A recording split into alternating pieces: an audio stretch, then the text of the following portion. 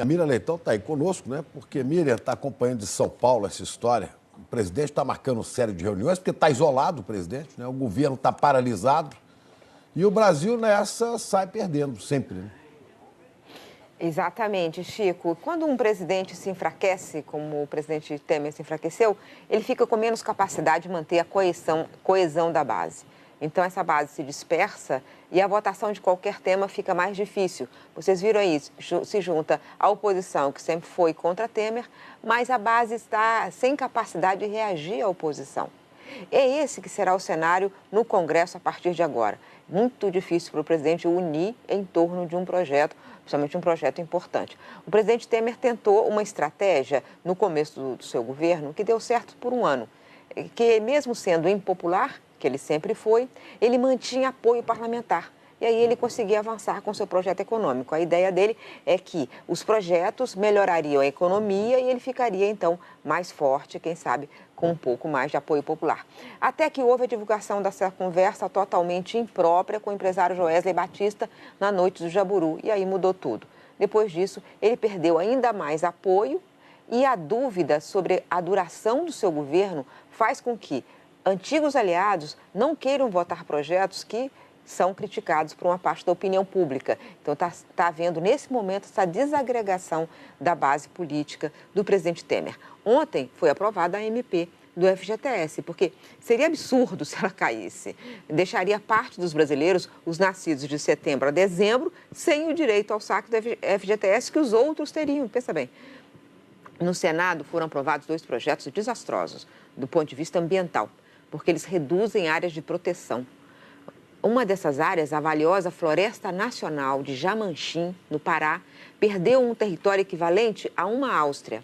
Ganharam os grileiros, que ocuparam a terra pública e protegida. Esse projeto foi preparado e defendido pela Casa Civil e no Congresso teve o forte lobby da bancada ruralista. Ana e Chico. Mas agora, no meio de tudo isso aí, né, Miriam, a gente vive nessa fase aí de muitas incertezas, de muitas dúvidas. O que já dá para falar do futuro? Quais são os cenários possíveis daqui para frente?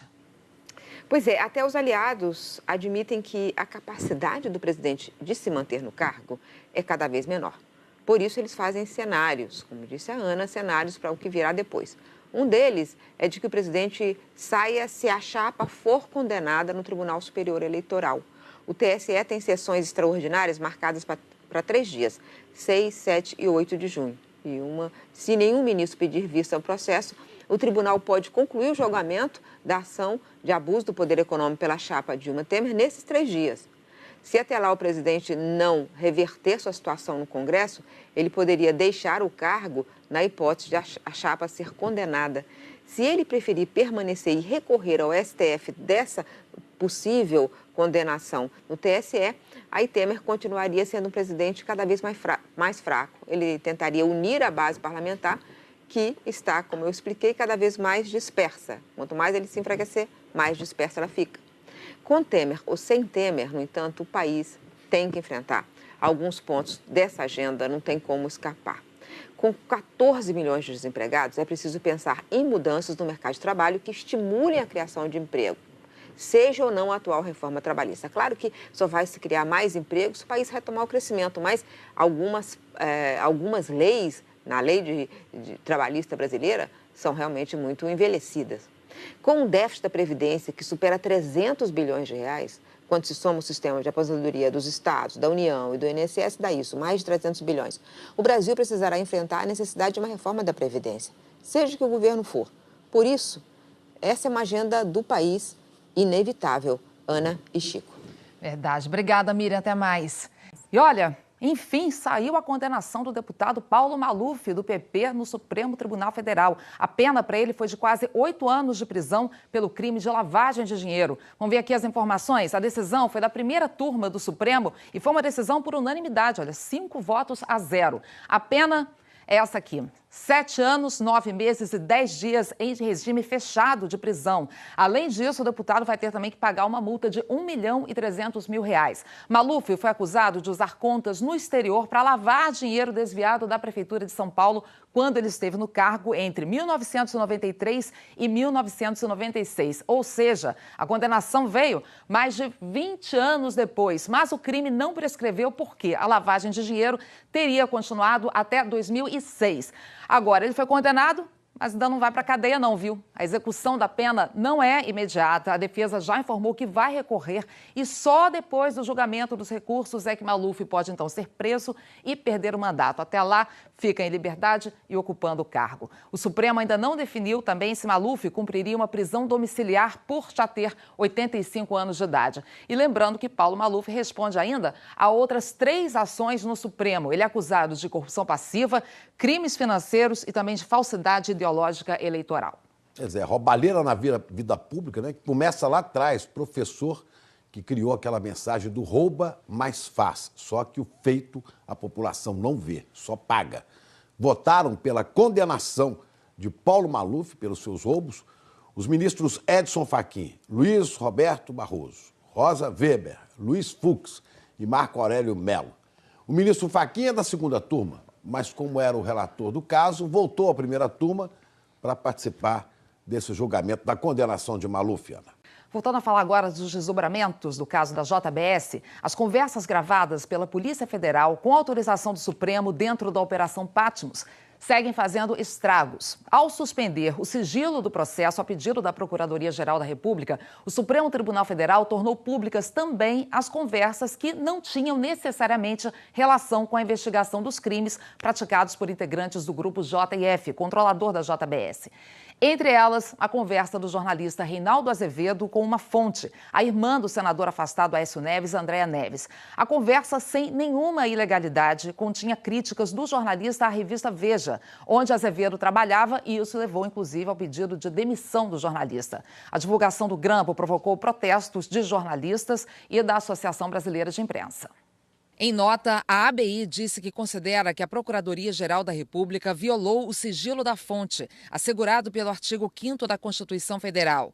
A ABI acusa o procurador-geral Rodrigo Janot de praticar intimidação e retaliações a jornalistas e diz que espera que este episódio não se repita e que as investigações prossigam dentro do ordenamento jurídico do país. A Procuradoria-Geral da República reagiu às críticas. Em nota, afirmou que não divulgou, nem transcreveu, não utilizou como pedido, nem juntou o referido diálogo aos autos. A PGR disse ainda que as referidas conversas gravadas pela Polícia Federal ainda não deram entrada na PGR, tendo entrada prevista para hoje, dia 24 de maio. O ministro do Supremo Tribunal Federal, Gilmar Mendes, também criticou o que chamou de vazamento. Em nota, ele disse que a lei é clara ao vedar o uso de gravação que não esteja relacionada com o objeto da investigação. Para ele, o vazamento da conversa do jornalista Reinaldo Azevedo é um ataque à liberdade de imprensa e ao direito constitucional de sigilo da fonte. A presidente do STF, ministra Carmen Lúcia, também em nota, disse que o Supremo tem jurisprudência consolidada de respeitar integralmente o sigilo da fonte e que reitera o seu firme compromisso de lutar e agora, como juíza, de garantir o integral respeito a esse direito constitucional. A Polícia Federal divulgou nota dizendo que fez as gravações por decisão judicial. Disse que somente o juiz do caso pode decidir pela inutilização de áudios que não sejam de interesse da investigação. A IPF também disse que a Procuradoria teve acesso a todas as mídias produzidas em sua íntegra. O ministro Edson Fachin, que é o relator da investigação, não se manifestou sobre o vazamento. Os homens de confiança do presidente estão caindo, um atrás do outro, todos envolvidos em escândalos, presos, até flagrados com malas de dinheiro, né? E Juliana, turma que despachava ali, coladinho no presidente Michel Temer, no mesmo andar do presidente do Palácio do Planalto. Ana, são homens do presidente enrolados com a justiça, com a polícia, do círculo mais próximo de Michel Temer. Ontem, Temer perdeu um assessor importante nas negociações no Congresso, a gente mostrou aqui, Tadeu Filipelli, foi preso.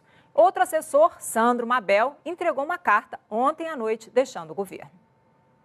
Do Palácio do Planalto para a Superintendência da Polícia Federal. Foi aqui que o ex-vice-governador do Distrito Federal e ex-assessor da Presidência da República, Tadeu Filipelli, passou a noite de ontem. Preso para não atrapalhar as investigações sobre o suposto pagamento de propina e superfaturamento na construção do estádio Mané Garrincha. Filipelli foi demitido do governo no final da manhã. É o terceiro assessor diretamente ligado ao presidente Michel Temer a deixar o governo sob investigação ou depois de ter sido citado por delatores. Tadeu Filipelli trabalhava no terceiro andar do Palácio do Planalto. Nos primeiros meses do governo Temer, ocupava uma sala ao lado do também assessor Rocha Loures, que depois assumiu o mandato de deputado e agora foi citado na delação de Joesley Batista. Eles eram atendidos pela mesma secretária. Depois ganharam salas maiores, na outra ponta do mesmo andar, onde ficaram próximos de outro assessor, José Yunes, amigo do presidente Temer, e que também pediu demissão depois de ter sido citado na delação da Odebrecht. As salas eram muito próximas do gabinete do presidente da República. E essas não foram as únicas baixas de nomes importantes ligados ao presidente Michel Temer. O ex-ministro da Secretaria de Governo, Gedel Vieira Lima, teve que deixar o cargo depois que foi acusado de ter pressionado outro ministro, o da Cultura, a liberar uma obra que estava embargada num prédio em Salvador. Gedel também foi citado por Joesley Batista. E os problemas com ministros importantes aqui do Palácio do Planalto persistem. O ministro da Casa Civil, Eliseu Padilha, e o ministro da Secretaria-Geral, Moreira Franco, estão respondendo a inquéritos. À noite, mais um assessor que despachava no terceiro andar do Palácio deixou o governo. Um importante articulador do presidente no Congresso, o ex-deputado Sandro Mabel, também citado em delações da Odebrecht por ter pedido pagamento de propina, divulgou esta carta em que agradeceu por ter passado 2 anos participando das decisões do governo. Lembrou que trabalhava como colaborador, sem remuneração, e que já tinha pedido para se afastar do cargo algumas vezes para se dedicar à família. Viajou para Goiânia ontem mesmo. Os defensores do governo tentaram minimizar a saída dos assessores. Eu vejo nas empresas aí também todos os dias, pessoas são demitidas efetivamente. Mas essa sequência de quedas e escândalos envolvendo gente da confiança do presidente está deixando até parlamentar governista incomodado. Ninguém tem aqui dúvida de que um governo não se sustenta numa sucessão de escândalos e de pessoas que vão caindo à sua volta. Em São Paulo, um dos ex-assessores do presidente, Rocha Loures, entregou à Polícia Federal a mala com R$465 mil, além do passaporte. É a mesma mala que Rocha Loures carregou no dia 28 de abril, depois de sair de uma pizzaria na zona sul de São Paulo. Ele estava sendo filmado pela polícia no momento em que jogou a mala no carro e entrou num táxi. Tinha recebido essa mala com R$500 mil de Ricardo Saldi, executivo da JF, que também fez delação. De acordo com as investigações, era dinheiro de propina. O que ninguém explicou ainda é onde foram parar os R$35 mil que estavam na mala, mas desapareceram agora, na hora da devolução. Sumiram, né? A defesa de Rocha Loures disse que no momento oportuno vai prestar todos os esclarecimentos. A defesa de Tadeu Filipelli informou que vai pedir a revogação da prisão por entender que as diligências já foram feitas. O ex-ministro Gedel Vieira Lima disse que não tem declarações a fazer. Os ministros Eliseu Padilha e Moreira Franco disseram que só vão se manifestar nos autos se nós não conseguimos contato com Sandro Mabel para comentar a citação de delatores da Odebrecht e não tivemos retorno de José Yunes.